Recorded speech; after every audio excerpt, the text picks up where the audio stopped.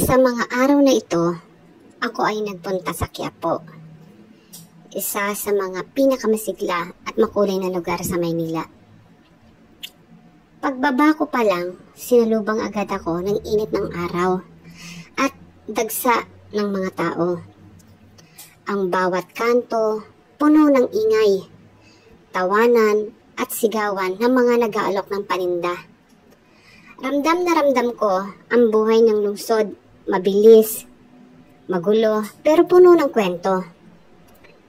Dahil sa sobrang init at pagod, diretso muna ako sa Jollibee para kumain at magpahinga. Habang kumakain, pinagmamasdan ko ang labas ng mga taong nagmamadali, nagtitinda, namimili. Ang Quiapo talaga para hindi natutulog yung mga tao. Pagkatapos kong kumain, nag-ikot ako sa paligid. Daan dito, tingin doon. Sari-saring tindahan, prutas, damit, mga at kung ano-ano pa. Ang bawat sulok may kakaibang karakter at alindog. Amoy ng prutas, usok ng kariton, at tawanan ng mga tao. Lahat naghalo-halo sa hangin. Ngunit, sa gitna ng kainitan ng araw, biglang bumigat ang langit. Unti-unting dumidilim. At maya-maya'y bumuhos ang ulan. Sa isang iglap, ang maingay na Quiapo ay tila natahimik. Mga taong nagtakbuhan, nagtago sa mga tolda, at gilid ng tindahan. Habang ako'y nakasilong, pinagmamasdan ko ang bawat patak ng ulan.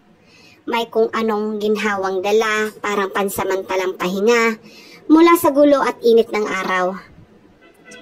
Sa sandaling iyon, napaisip ako.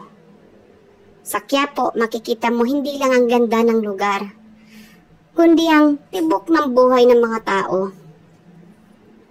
Ang saya, hirap at sigla, lahat sabay-sabay parang ulan na bumabagsak sa isang maingay na syudad. Habang unti-unting humuhupa ang ulan at bumabalik ang liwanag sa Quiapo, ramdam ko pa rin ang init ng sigla ng lugar na ito. Sa bawat ngiti ng mga tao, sa bawat panindang nakahilera, at sa bawat kwento ng buhay na nakikita sa kalsada, doon ko muling naalala kung gaano kasimple ang buhay ng mga tao, pero gaano kaganda ang manirahan sa Quiapo, ang araw-araw na buhay ng mga Pilipino. Ang Quiapo ay hindi lang basta lugar. Isa itong paalala ng katatagan, ng sipag at ng pag-asang kahit gaano kainit o kabigat ng ulan, tuloy lang ang laban ng buhay.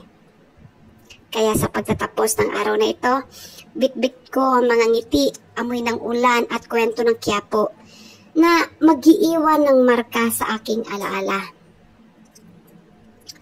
Maraming salamat sa pagsama sa aking munting paglalakbay. Hanggang sa muli, sa panibagong kwento, sa panibagong lugar, dito pa rin sa kwento ng bawat araw-araw. Maraming salamat!